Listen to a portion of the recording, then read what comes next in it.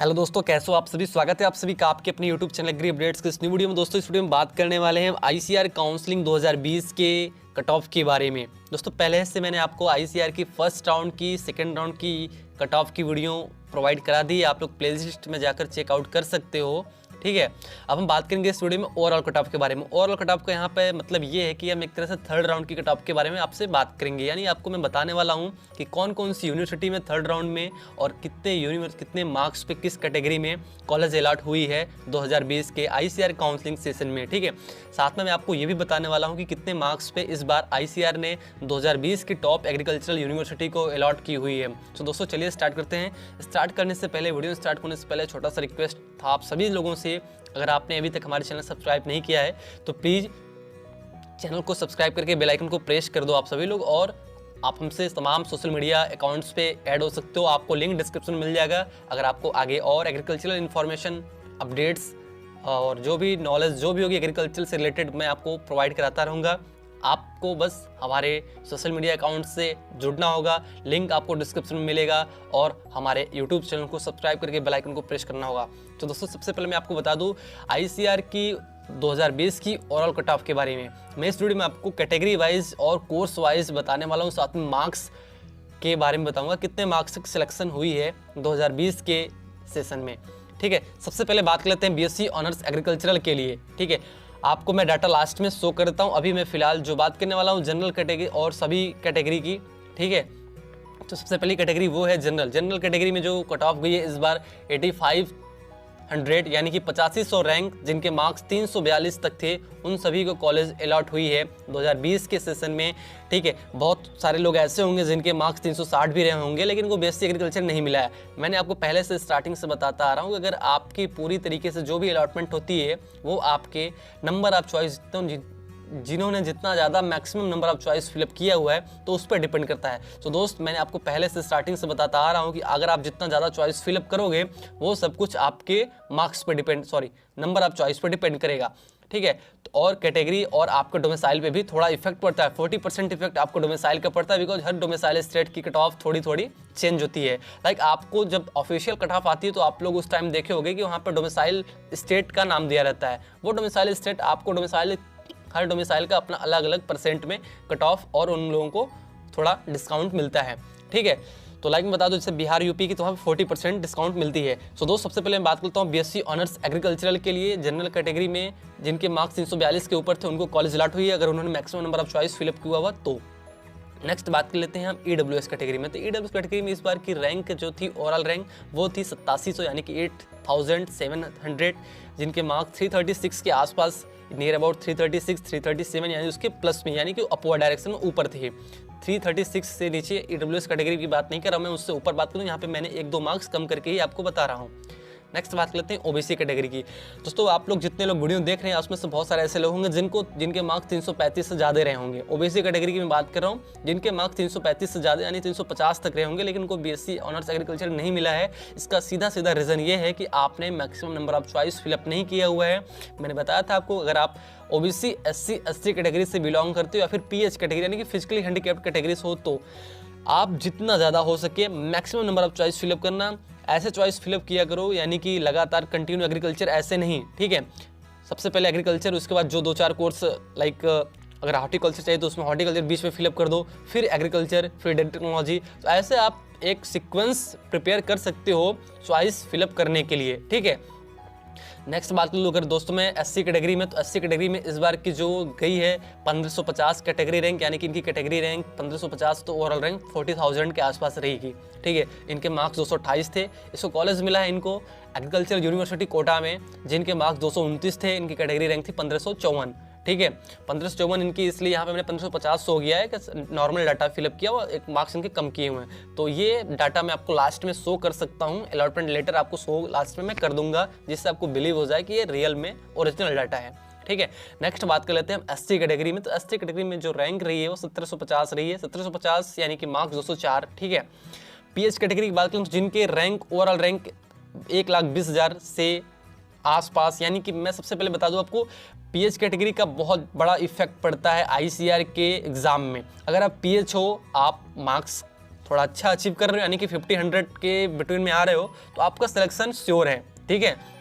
क्योंकि बहुत सारे ऐसे लोग मुझे देखने को मिले हैं जिनकी रैंक 1,15,000 थी और उनको अलॉट हुई है कॉलेज, ठीक है। उनके मार्क्स थे टोटल 70, यानी कि 70, 71, 72 के आसपास में उनके मार्क्स थे, उनको कॉलेज अलॉट हो चुकी है। तो ये बहुत बड़ा इफेक्ट पड़ता है पीएच कैंडिडेट्स का। और यूपीएस कैटेगरी में सभी स्टूडेंट्स सेलेक्ट हो चुके हैं बीएससी ऑनर्स एग्रीकल्चर के लिए, ठीक है। नेक्स्ट बात कर लेता हूँ हम बीएससी ऑनर्स हॉर्टिकल्चर के लिए। तो बीएससी ऑनर्स हॉर्टिकल्चर की कट ऑफ एग्रीकल्चर से कम ही जाती है, यानी कि कुछ मार्क्स आपके कम रहते हैं, ठीक है।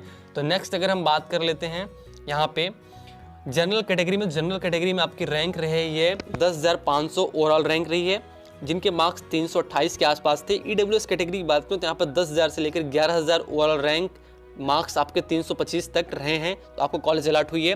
दोस्तों आप लोग को लग रहा होगा क्योंकि बहुत सारे ऐसे कैंडिडेट्स होंगे जिनके मार्क्स यहाँ पे 325 से ज़्यादा हैं, लेकिन उनको हॉर्टिकल्चर नहीं मिला है। ओबीसी में 380 से ज़्यादा है, लेकिन उनको हॉर्टिकल्चर नहीं मिला है। इसका सीधा रीज़न मैंने आपको पहले ही बता दिया कि आपने मैक्सिमम नंबर ऑफ चॉइस या फिर सीक्वेंस सही से फिलअप नहीं किया हुआ है, इसलिए आपको कॉलेज अलॉट नहीं हुई है। क्योंकि ऐसे जनरल कैटेगरी में बच्चे मिलेंगे जिनके मार्क्स यहाँ पे 200 के आसपास है और उनको डायरेक्ट टेक्नोलॉजी अलॉट हुई है, जो मैं लास्ट में आपको दिखाने वाला हूँ। सबसे पहले मैं आपको बता दूँ यूपीएस कैटेगरी के बारे में। यहाँ पर आप लोग देख सकते हो पीएच कैटेगरी में हॉर्टिकल्चर में मोस्टली सभी बच्चों को जिन्होंने हॉर्टिकल्चर को फिलअप किया हुआ तो उनको हॉर्टिकल्चर मिल गया है, और यूपीएस कैटेगरी में सभी स्टूडेंट सिलेक्ट हो जाते हैं ऐसे ही, बिकॉज यूपीएस कैटेगरी का बहुत बड़ा इफेक्ट पड़ता है। यूपीएस कैटेगरी में वो बच्चे आते हैं जिनके स्टेट में कोई भी एग्रीकल्चर यूनिवर्सिटी नहीं होती। यूपीएस का मतलब होता है अंडर प्रिविलेंट स्टेट, यानी कि ऐसे स्टेट जहाँ पे कोई भी एग्रीकल्चर की यूनिवर्सिटी ना हो। लाइक आप देख सकते हो ईस्ट इंडिया में जो अरुणाचल प्रदेश है, सिक्किम, मेघालय, ऐसे स्टेट हैं जहाँ पे कोई भी एग्रीकल्चर यूनिवर्सिटी नहीं है, नागालैंड वगैरह में।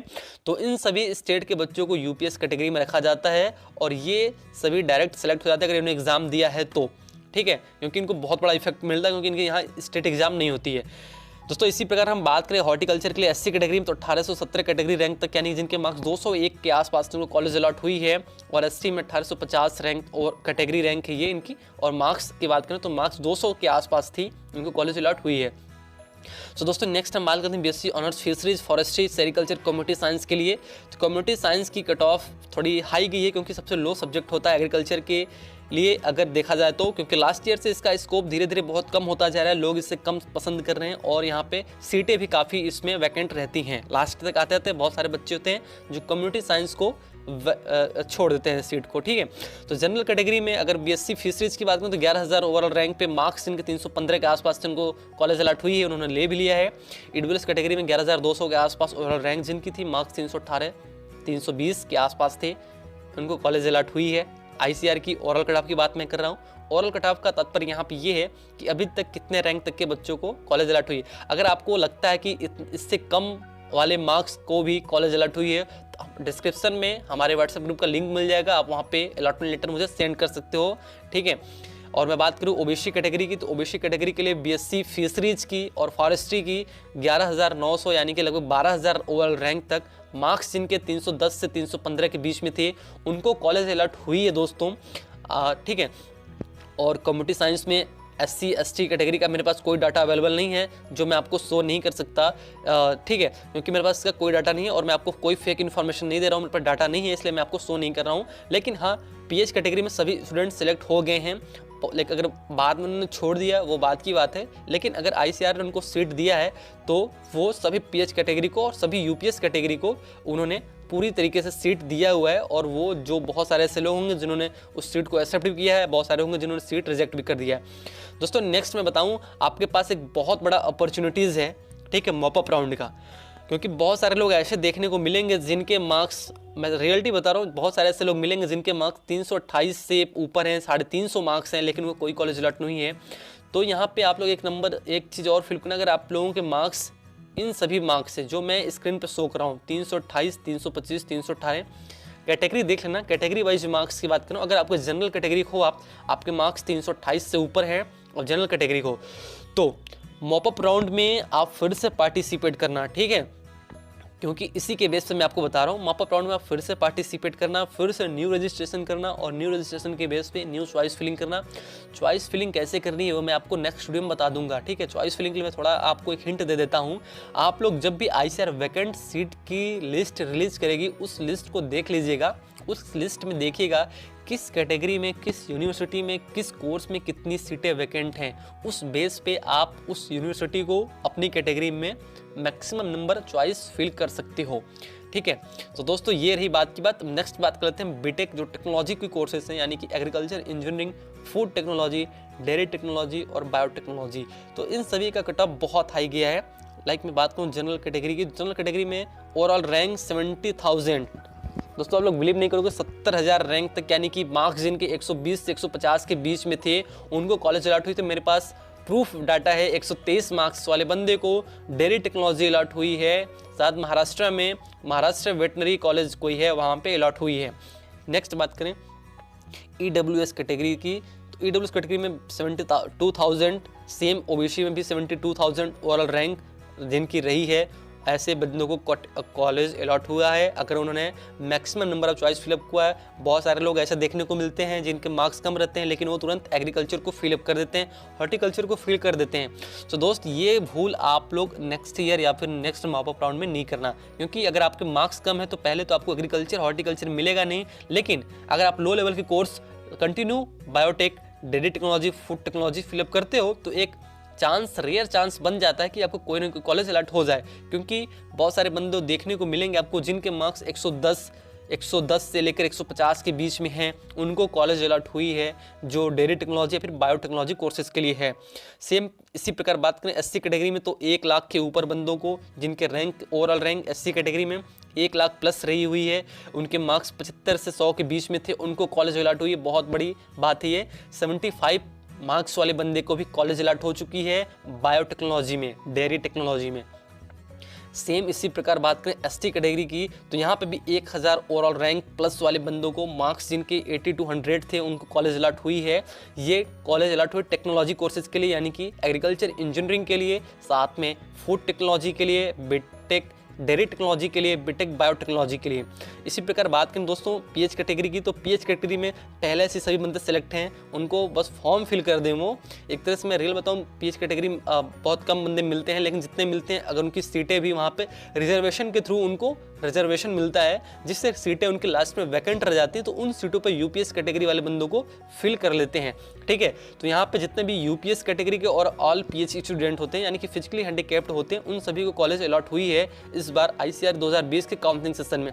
तो दोस्तों ये थी ओवरऑल कट ऑफ। और मैं आपको बता दूं अभी बहुत सारे ऐसे बंदे होंगे जिनको कॉलेज अलॉट नहीं हुई है, उनके मार्क्स शायद काफ़ी अच्छे हों इनसे, क्योंकि अभी तक सीटें बहुत सारी वैकेंट हैं, ठीक है। तो मॉपअप राउंड होना तय है और ये होगा, जरूर होगा अगर ICR चाहती है तो, ठीक है। मॉपअप राउंड होगा। मॉपअप राउंड में आप लोग देख लीजिएगा, अगर आपकी कैटेगरी जो भी हो, OBC कैटेगरी हो, EWS हो या फिर जनरल हो या फिर SC हो, ST हो, PH हो, जो भी हो, आप लोग अपनी कैटेगरी के मार्क्स देख लीजिएगा। अगर आपके मार्क्स, लाइक मैं एग्जांपल दे दूं, जनरल कैटेगरी में अगर आपके मार्क्स 342 के ऊपर हैं, आपको कोई कॉलेज अलॉट नहीं हुई है, तो आप जितनी ज़्यादा हो सकती है, यानी कि जितने अगर 100 दिए हैं चॉइस, नंबर ऑफ चॉइस, 100 को फिलअप करना, ठीक है। जितने 100 कॉलेज दिए हैं तो 100 कॉलेज को फिलअप करना। लास्ट तक आते आते प्रेफरेंस के अकॉर्डिंग अगर आपके मार्क्स बेस्ट हैं और आपकी सीट आपकी कैटेगरी में वैकेंट रहती है आपके कोर्स के लिए, तो वो सीट आपको जरूर अलॉट होगी। सो दोस्तों ये थी ओवरऑल। तो मैं आपको बता दूं कौन कौन सी यूनिवर्सिटी है टॉप की, जिनको कितने मार्क्स तक वो सभी टॉप यूनिवर्सिटी मिली हुई हैं। तो सबसे पहले अगर बात करूं मैं पंजाब एग्रीकल्चर यूनिवर्सिटी की, क्योंकि सबसे ज़्यादा जो रैंक जिसके मार्क्स है उसको अलॉट हुई है पंजाब एग्रीकल्चर यूनिवर्सिटी। काफ़ी अच्छा परफॉर्मेंस किया है PAU ने इस बार टॉप रैंकिंग में आने के लिए, और साथ में NDRI ने। तो NDRI में डेयरी टेक्नोलॉजी के कोर्सेज से एग्रीकल्चर नहीं है, इसलिए मैं वहाँ पे एग्रीकल्चर की बात नहीं कर रहा हूँ, लेकिन मैं बात कर रहा हूँ पंजाब एग्रीकल्चर यूनिवर्सिटी की। तो पंजाब एग्रीकल्चर यूनिवर्सिटी में जो मार्क्स से हाईएस्ट 515, यानी कि 515 मार्क्स पे पंजाब एग्रीकल्चर यूनिवर्सिटी अलॉट हुई है। ये डाटा बिल्कुल सही है। 515 मार्क्स पे पंजाब एग्रीकल्चर यूनिवर्सिटी अलॉट हुई बीएससी ऑनर्स एग्रीकल्चर कोर्स के लिए। इसी प्रकार बीएचयू की बात करें तो 486 मार्क्स तक बीएचयू अलॉट हुआ है। और सेम बात करें आईआरआई के लिए तो आईआरआई में मैं बात करूँ वहाँ पे यूजी अंडर ग्रेजुएट कोर्स नहीं है, क्योंकि बहुत सारे लोग ऐसे क्वेश्चन पूछते हैं कि आईआरआई में यूजी कोर्स है कि नहीं। तो मैं क्लियरली बता दूं दोस्त, आपको आईआरआई यानी कि इंडियन एग्रीकल्चरल रिसर्च इंस्टीट्यूट जो न्यू दिल्ली में है, वहाँ पे कोई भी यूजी कोर्स नहीं है। वहाँ पे डायरेक्ट आपकी स्टडी पीजी पोस्ट ग्रेजुएशन के लिए होती है। नेक्स्ट अगर टॉप यूनिवर्सिटी की बात करें, जो प्रोफेसर जयशंकर तेलंगाना में, वहाँ पे भी 450 प्लस मार्क्स पे एडमिशन हुआ है इस बार, यानी कि कॉलेज अलॉट हुई है। और यूनिवर्सिटी लाइक मैं बात करूँ जीबी पंत की, तो जीबी पंत नगर में वहाँ पे भी 450 प्लस जिनके मार्क्स थे 460 के आसपास, उनको कॉलेज अलॉट हुई है पंतनगर की, वहाँ पे उनको मार्क्स मिले हैं। ठीक है, नेक्स्ट बात करें चौधरी चरण सिंह हिसार एग्रीकल्चर यूनिवर्सिटी हरियाणा की, तो वहाँ पे भी 470, 75, 80 तक मार्क्स, यानी कि जनरल ये सभी कैटेगरी पर डिपेंड करता है। साथ में कुछ आपके डोमिसाइल स्टेट पे भी डिपेंड करता है कि आपकी मार्क्स कट ऑफ कितनी जाए। ठीक है, तो ये सभी चीज़ें डाटा आपको मिलेंगी नहीं कहीं, लेकिन मैं आपको बता दे रहा हूँ चौधरी चरण सिंह की कट ऑफ गई है 475 मार्क्स। ठीक है, तो दोस्तों सबसे हाईएस्ट कट ऑफ गई है वो गई है पीएयू लुधियाना पंजाब के लिए। इसकी कट ऑफ 500 प्लस गई हुई, यानी कि 510 515 मार्क्स के नियर अबाउट। तो दोस्त ये थी पूरी इन्फॉर्मेशन। अब आप सभी से रिक्वेस्ट है, वीडियो को पूरा देख लिया आप लोग तो प्लीज़ वीडियो को लाइक कीजिएगा, शेयर कीजिएगा वीडियो को, और प्लीज़ आपके जो भी प्रॉब्लम्स हो आप हमसे कमेंट बॉक्स में शेयर कर सकते हो। टेलीग्राम ग्रुप का लिंक आपको वीडियो में डिस्क्रिप्शन मिल जाएगा, आप वहाँ ज्वाइन हो सकते हो। आपने जो भी प्रॉब्लम्स हो पर्सनली शेयर कर सकते हो, आपके सभी प्रॉब्लम्स के सोल्यूशन आपको मिलेंगे। तो सब तो मिलते हैं आपको नेक्स्ट वीडियो में नेक्स्ट टॉपिक के साथ। तब तक के लिए धन्यवाद, आप सभी का वीडियो देखने के लिए बहुत बहुत धन्यवाद।